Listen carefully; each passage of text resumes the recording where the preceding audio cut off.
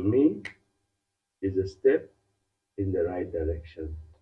But we just hope it won't be diverted and the purpose that it is meant for, or the people that are supposed to get the fertilizer, we pray it reach the people. What's your opinion? To, ah, duk da dai lokaci ya tafi kan damina ya yi nisa za a ce duk da ba wai ana samun ruwan sama sosai ba. Um, taki dai in aka ce yau an samu taimako daga gwamnatin tarayya to gaskiya abu ne na ci gaba ga manoma. Tunda kullum ana magana ya kamata a bunƙasa harkar noma haka, to wadda kuma gaskiya abu ne mai kyau tunda federal government gwamnatin tarayya ta yi ƙoƙari ta taimaka ta wannan ɓangare inda ta tura da tireloli zan ce kenan ba na taki har 2,700 Yes, yes. Each ma, state is supposed to get ma, 60. ma jihohi 36 wadda kuma idan har za ka duba idan aka ce za a raba ma kowane jiha zai kama suna da trailer 60 kenan 60, yeah, each. wadda kuma za a ba ma senatoci ko wadda za a ba su biyu ba wadda za su raba ma nasu ɓangaren ɗin sannan kuma za a ba ma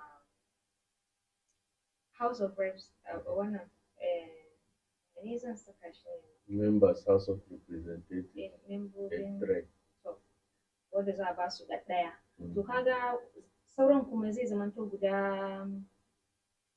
wurin 50 har ma da bakwai za a ba ma gwamnonin jihohi ne domin gwamnatin jiha domin ita kuma ta raba mutanenta to gaskiya alhamdulillahi muna fata Allah ya sa ya iso akan lokaci domin duba da yadda damina ya tafi ga nan ko da a ce ka saka taki wawa yadda karancin ruwa ya kasance kuma ka san yadda ake yin noma a ce a noman damina a noman rani da sauransu to in ya kama noman rani ne kowa yana shiri domin ya san dole zai yi ban ruwa bayi kenan sannan kuma idan ya kama damina ne kowa ya bari Allah zai saukar da ruwan saman da zai tada amfanin gona da sauransu to wadda kuma ga karancin ruwa ya kawo har ma amfanin gonan da aka samu su dan fara tashi sun fara bushewa to wadda muna fata muna roƙo Allah ya kawo ruwan saman da zai isa shuki yayi kyau to ga kuma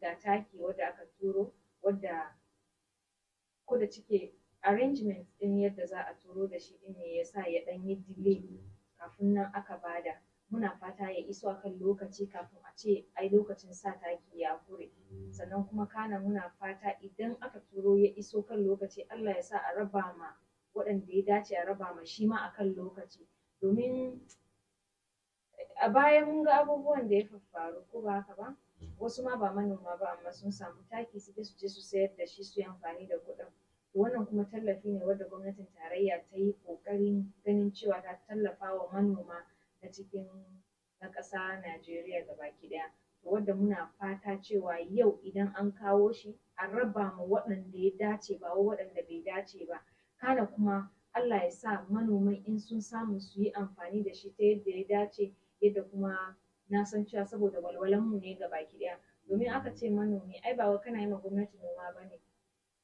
za ka yi ne don ka ciyar da jiha za ka yi ne don ka ciyar da kanka don yau in ka yi noma ba za a ce za ka yi noma ka cinye ga baki ɗaya ba dole ne kana buƙatar wasu abubuwa kuma kuɗi ne zai siya za ka ɗan ɗibi wani kaɗan ka sayar da shi sannan ka sayi duk abin da za ka siya na sauran amfani sauran kuma wanda za ka ciyar da kanka to in ka sayar ma na kusa da kai ai ka ciyar da jiha ne wanda muke fatan mutanen waje ma za su iya zuwa su amfana da noman da muke Definitely.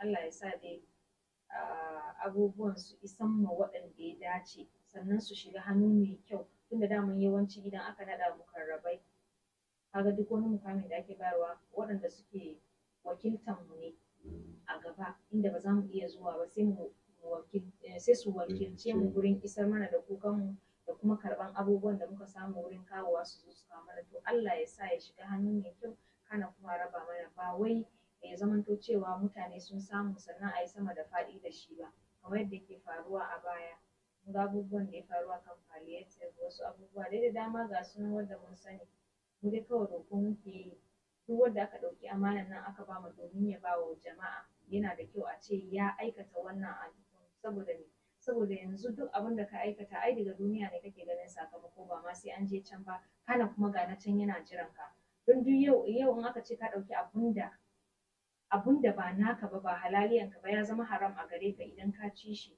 ko kuma in ka ɗauka ka garwaya a cikin dukiyanka zai zama to haram da zai albarka ba to ka gani a ce kuma ka tafi da haƙƙin wani ba tare da ka nemi gafaran shi ba wannan babban al'amari ne to yana da kyau idan har aka baka wannan takin dan Allah ka rike amana ka ɗauka kuma ka ba mu waɗanda ya dace ka ba ma kar ka rike shi ba saboda me saboda kana da abun da yawa ba su da shi wasu suna fata inda suna da koda kaɗan naka ne ya ishe su wasu abubuwa. Definitely. So what we are saying in essence, one, we pray and hope it arrive in good timing, seeing that the raining season ya kusan ya ma tafi kuma ba yawa.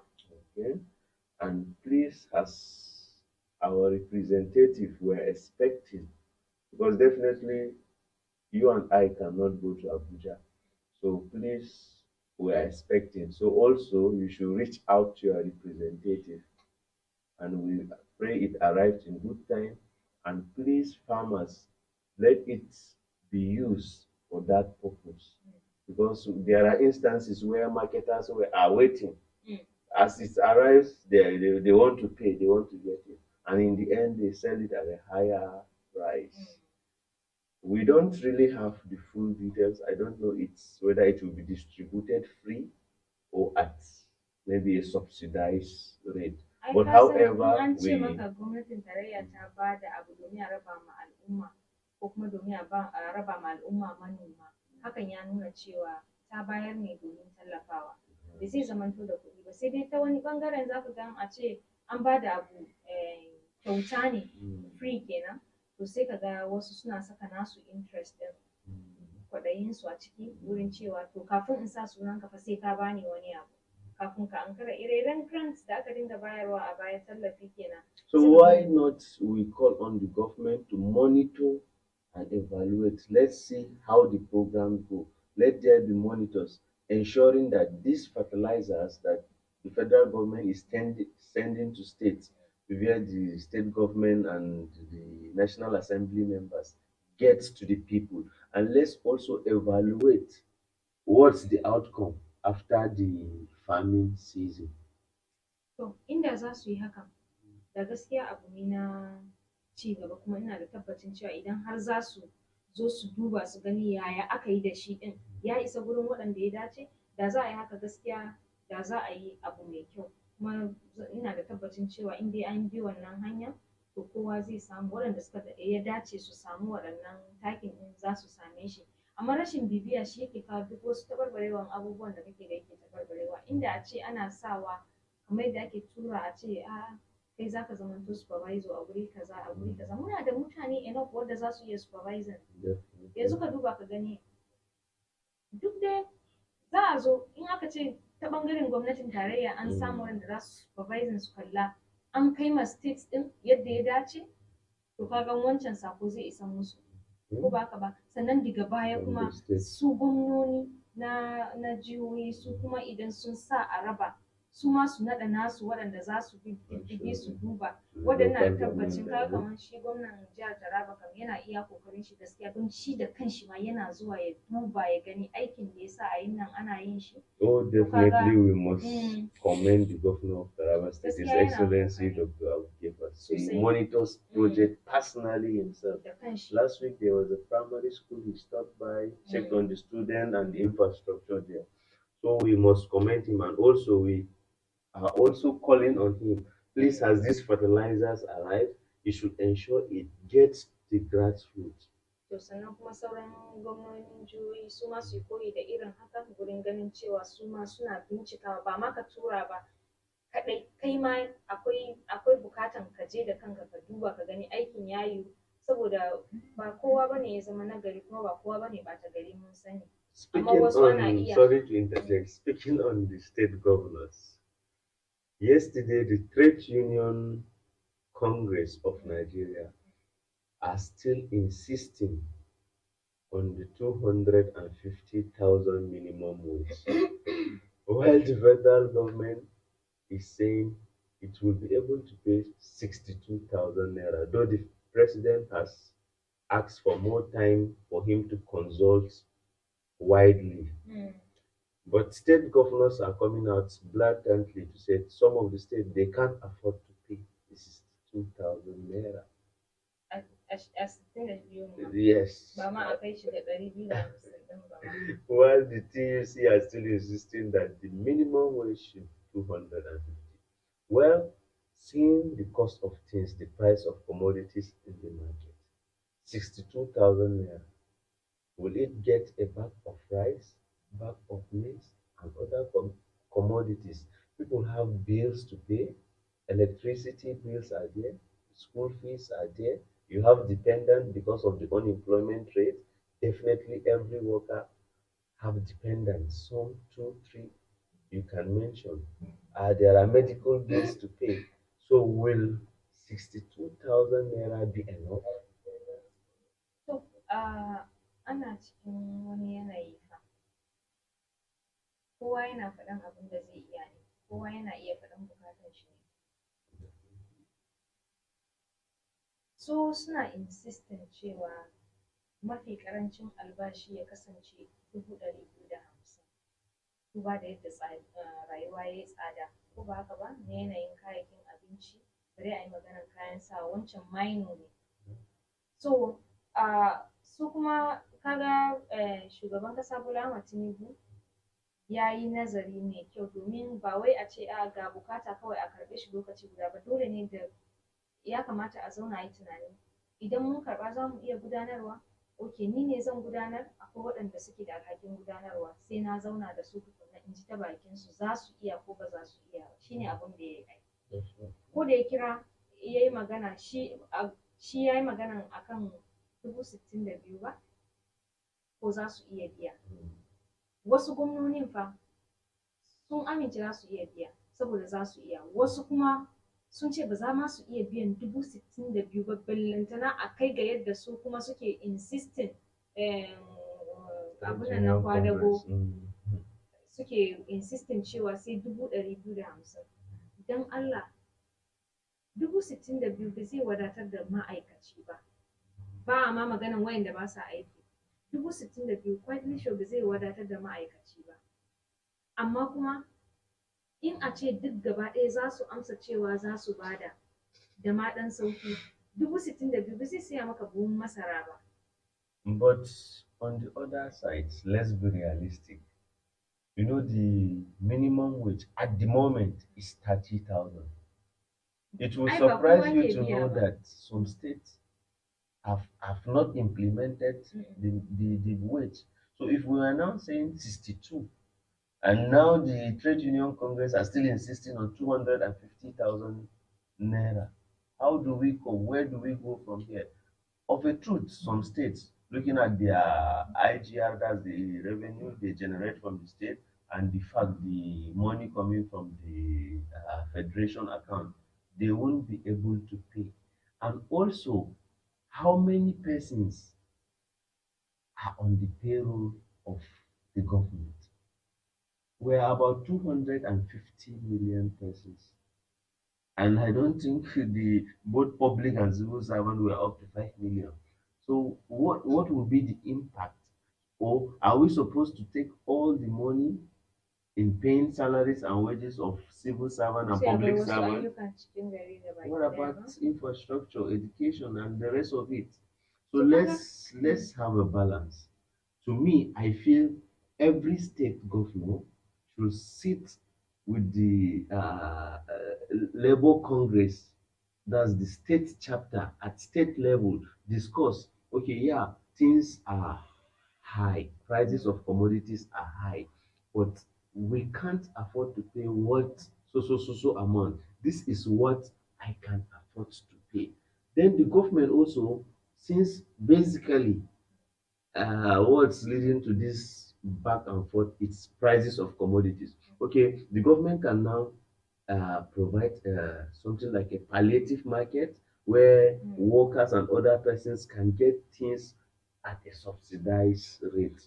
Then we negotiate, okay, this state A, I will be able to pay 50,000. State B, okay, my worker, I will be able to pay 100,000. Ya zama ciniki. Definitely, I feel to me that's the Haka way ne, out because they can't be uniform amount because the truth is the revenue in the 36 states are not the same. You cannot compare Lagos State and Yobe State. So there should be a balance. I feel that minimum wage for everyone. Okay, let's talk about the organized private sector.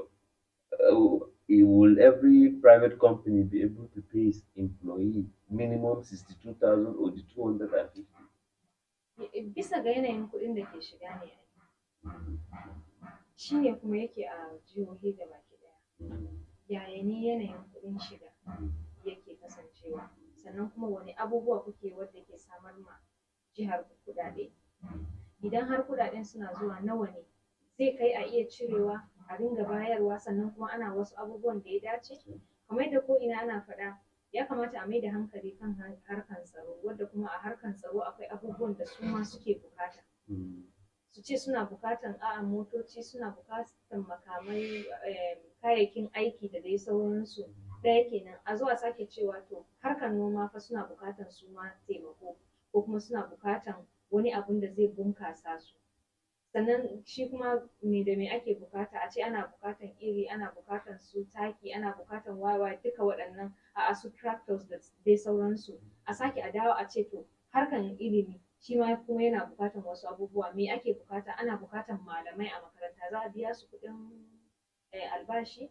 Ana bukatan kayayyakin aiki kamar irin textbooks hakan nan da dai sauransu. Sannan kuma ya kamata akwai ginin da yara za su zauna har da kuma kujerun da za su zauna da dai sauransu. Dai abubuwan bukata a cikin ilimi yana da yawa.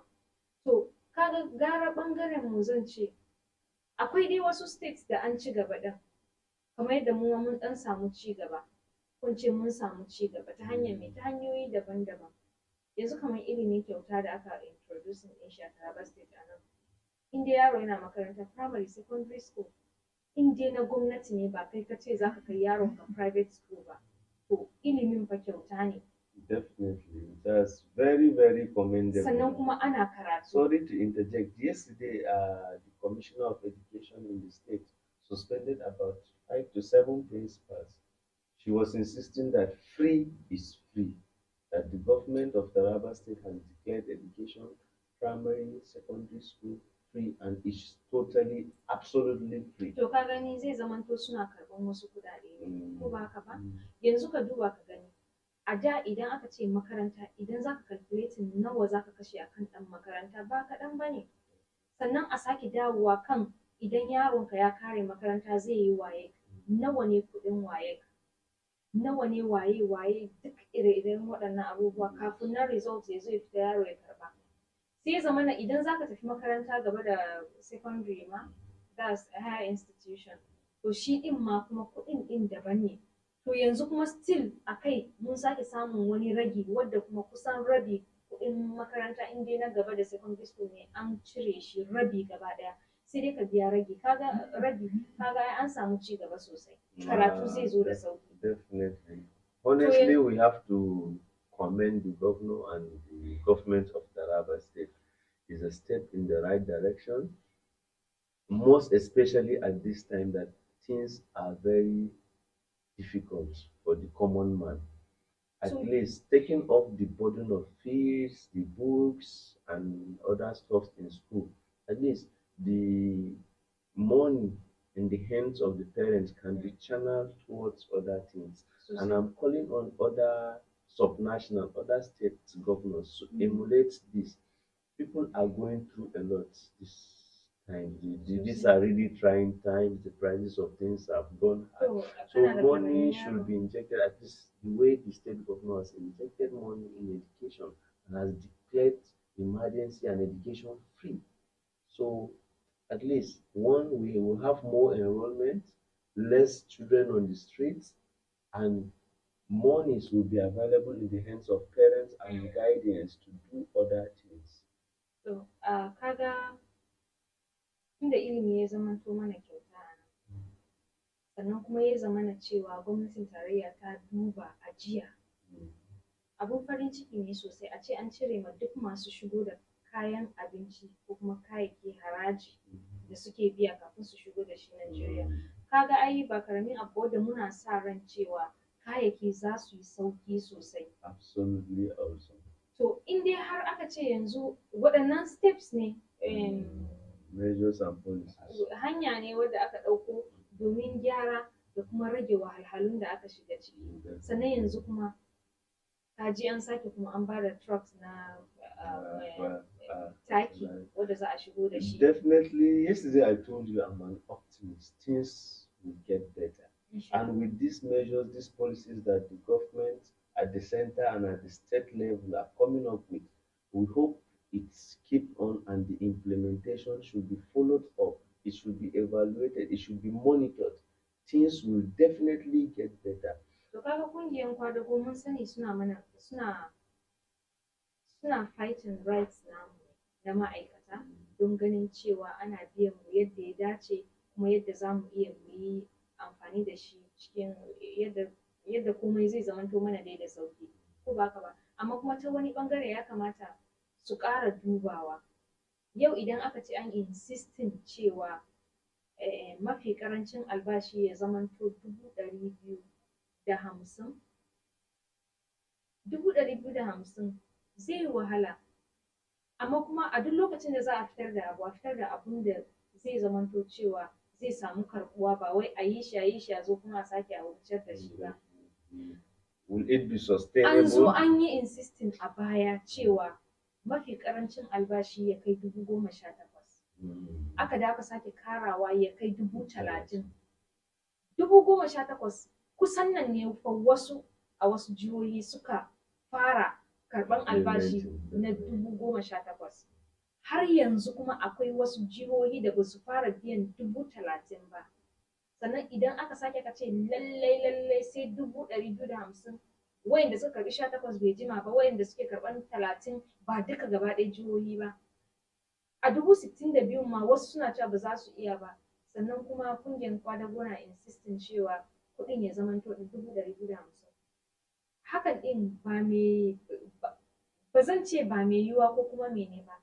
An tabbatar da yiwuwan haka, sannan kuma fa maganan cewa in dai har sun yi insisting akan cewa ga kuɗi wadda kuma sun tabbatar ba za su iya biya ba, dole ne za su rage ma'aikata ko ba haka ba.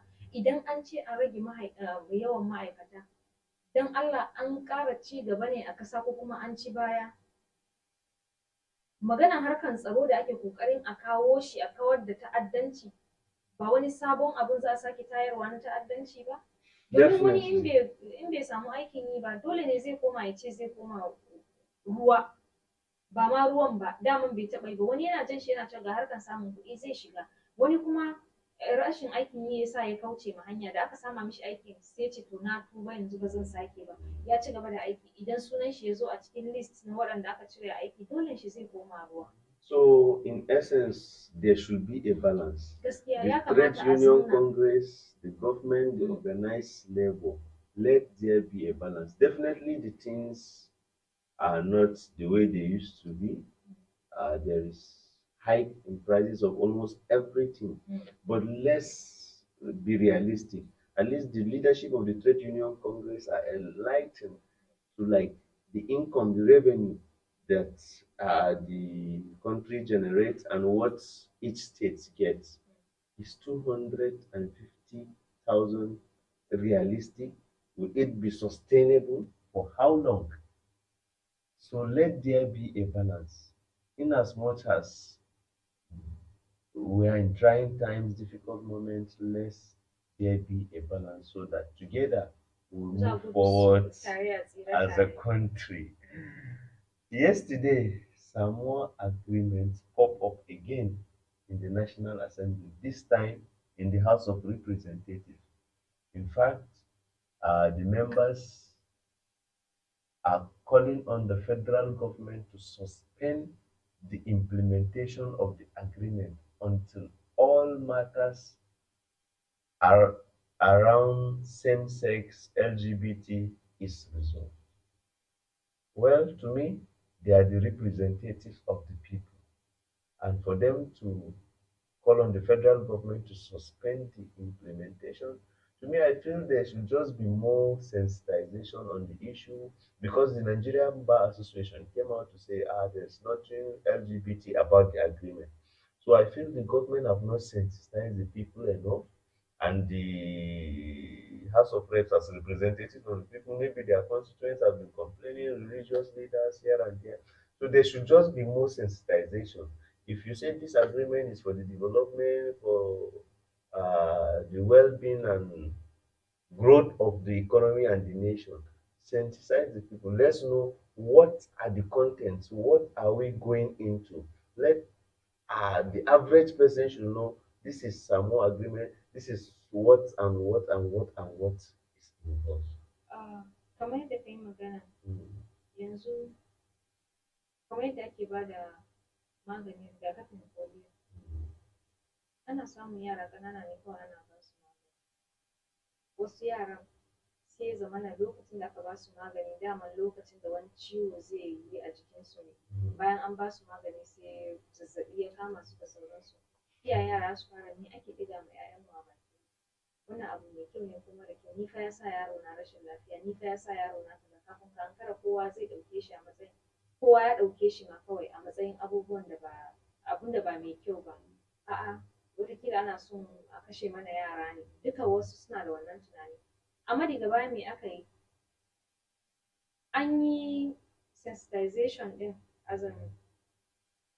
an yi ƙoƙari an faɗakar da iyaye, an wayar musu da kai kan cewa ga fa maganin da ake ba ma 'ya'yanku kaza ne, ga abun da yake yi, yana kare su daga kaza, yana kare su daga kaza. Duk wannan bayani aka yi kafin nan aka fahimta. Samowa agreement ɗin nan yana da kyau in an kawo abu na kasa ne, idan aka ce kasa duk ɗan kasan yana da haƙƙi a kai, ko ba haka ba? Sannan kuma yana da kyau a ce an kawo samowa agreement, mutane kowa da yadda zai fahimci abu, ko ba haka ba? Kowa kawai ba a yanzu hakan nan mafi yawancin mutane ba a ɗaukan magana a'a zai bunkasa harkan tsaron kasa, a'a zai bunkasa harkan ilimi, irin za a amfani da shi wurin irin duk wani abubuwan ci gaba, ba shi ba fa ke kallo. Kawai that's wannan class. kwaya ɗayan nan ne kawai ake kallo, an yi shi ne domin a halatta kaza kaza kaza, ka gane? Shi ne kawai fa mutane suna gani shi kawai an yi shi ne domin a halatta auren jinsi, wadda kuma a ciki kowanne step by step ne ai. Akwai step, akwai number one a ciki, number two, three, four, five, y duka suna nan. A'a, idan wannan auren jinsin shi ne na 20 ma ko na 100 a ciki, to shi ne kadai ido ya gani. Is the issue. Shi ne kuma ya tada cece-kucen ɗin. Amma idan har kuma a ciki ai za ka iya ka zaɓa, mun amince da wannan ba mu amince da wannan ba, dokan kasan mu bai amince da kaza ba, dokan kasan mu bai amince da kaza ba, to iya wannan da wannan ɗin idan mun yi signing akan shi ne kawai muka yi signing, banda kaza banda kaza. Shi ne kawai fa. Well, To amma since the rashin wayarwa mutane da kai su fahimci menene hakan yake nufi shi yake kawo cece-kucen da ake kan yi kuma ake kai kuma ba daina ba. Sai har in an wayarwa mutane kai.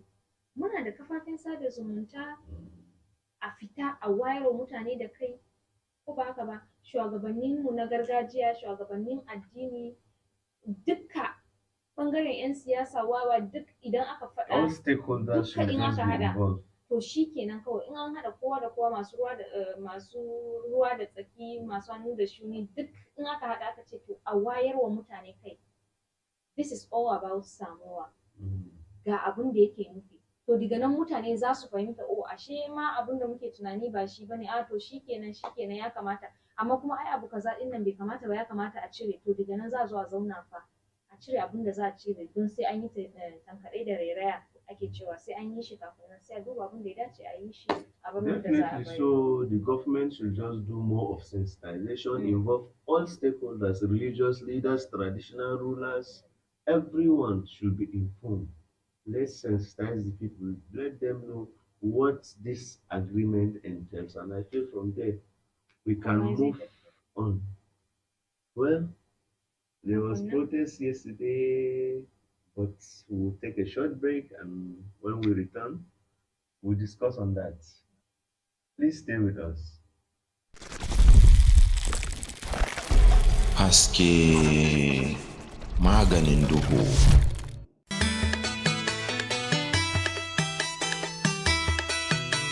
Abin fahari abin sha'awa al'adunmu yau kasar Hausa. Abin fahari abin sha'awa al'adunmu yau kasar Hausa. Abin fahari abin sha'awa al'adunmu yau kasar Hausa.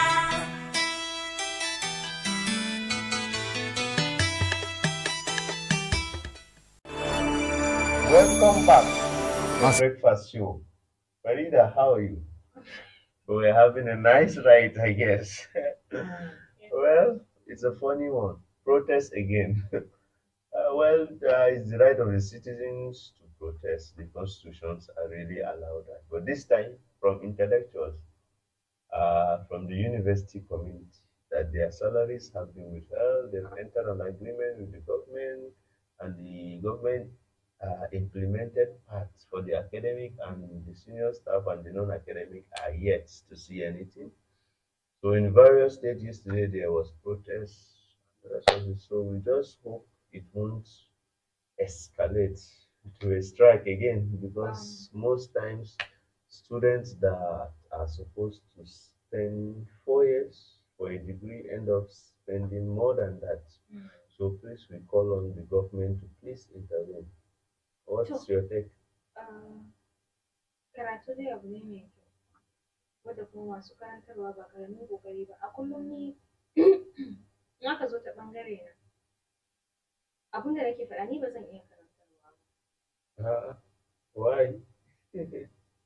Saboda gaskiya karantarwa yana da wahala.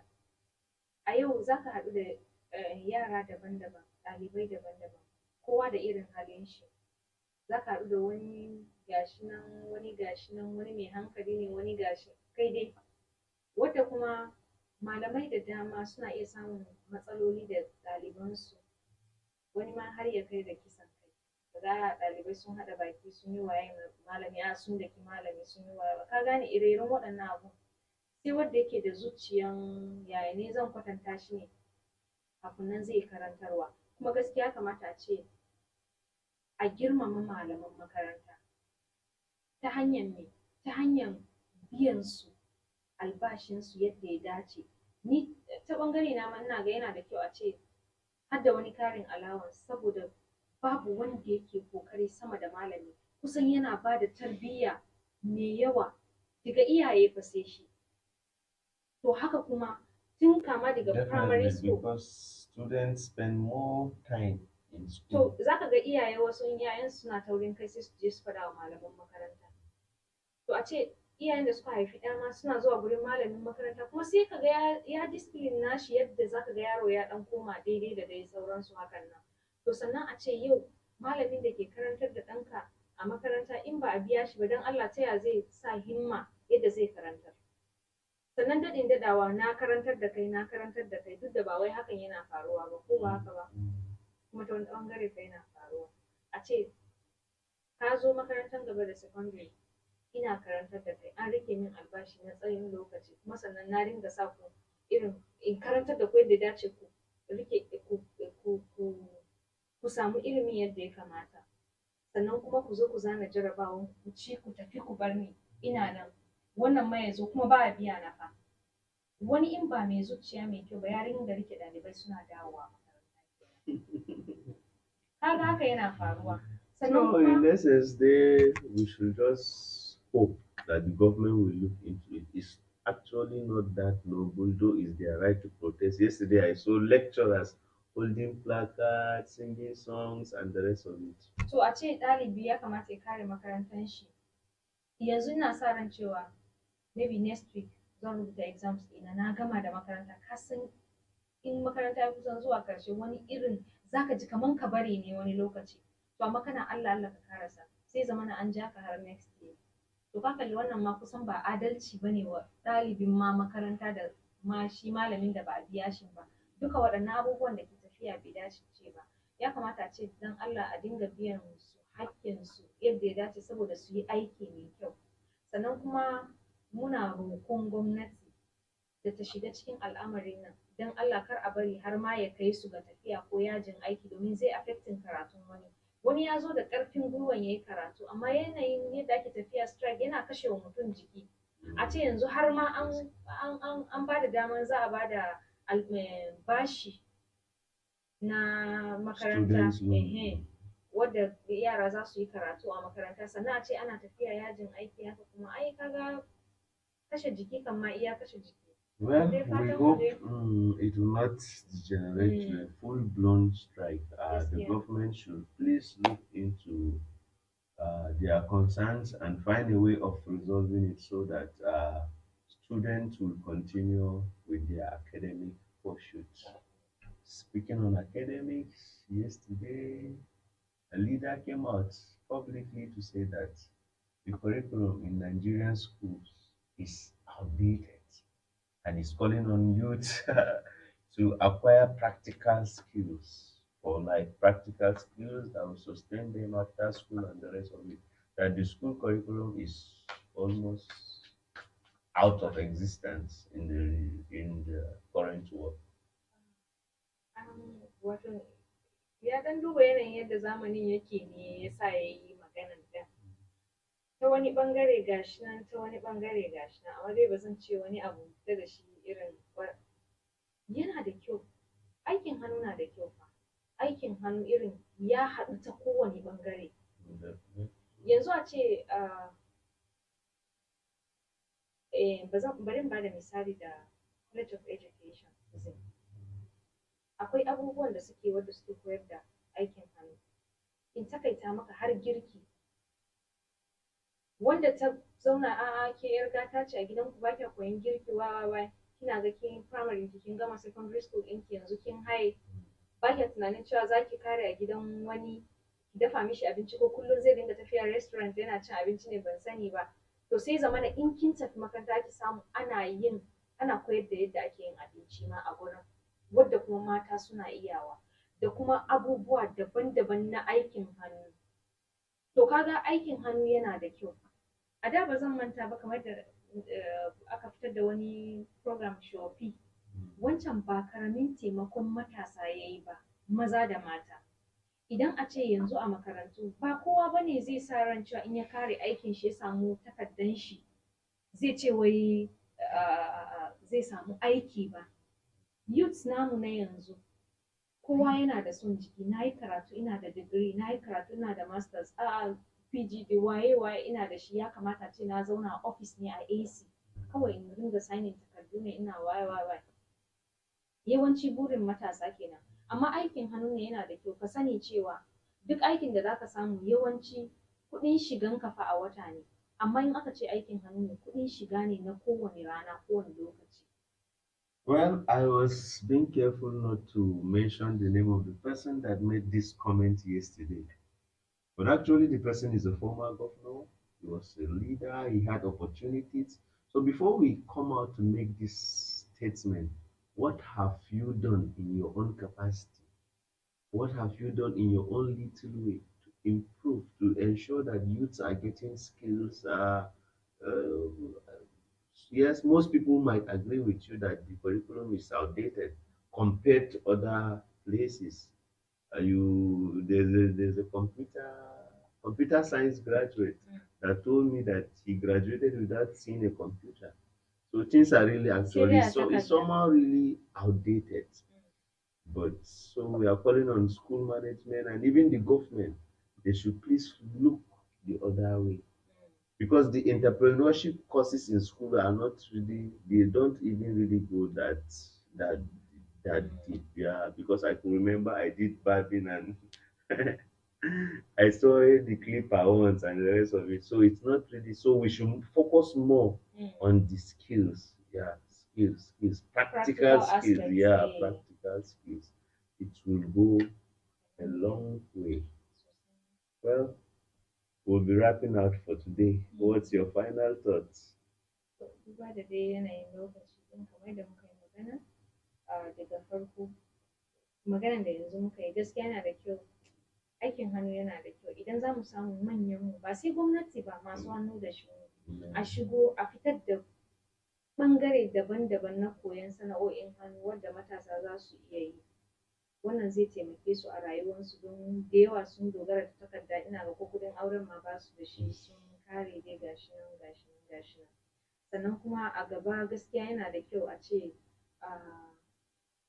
malaman makarantun gaba da sakandare ko kuma in ce irin state universities haka, waɗanda ba a biya su albashi ba yana da kyau, tunda sun fita har ma sun yi zanga-zanga za a ce na lumana ba, sun yi zanga-zangar lumana akan alkawarin da aka yi musu da yarjejeniyar da suka tsayar da gwamnati kan yadda za a biya su albashinsu da suke bi na baya ba a ba su ba. Don Allah a yi kokari idan akwai hanya, dai ma na san ba a rasa hanya a gurin gwamnati, ya kamata a dubi wannan bangare domin kar ya affecting karatun ɗalibai, kar ya kashe musu gwiwa.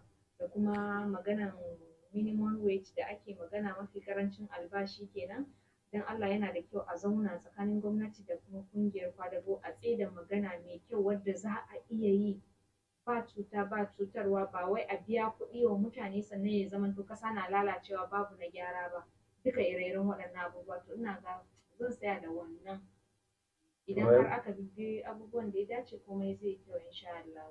Thank you for your thoughts. And also, we are calling on the government to please monitor the fertilizers, ensure it gets to the farmers. Things will get better. That's our show for today. We'll be here tomorrow, same time, same station. Thank you and have a wonderful day. Haske maganin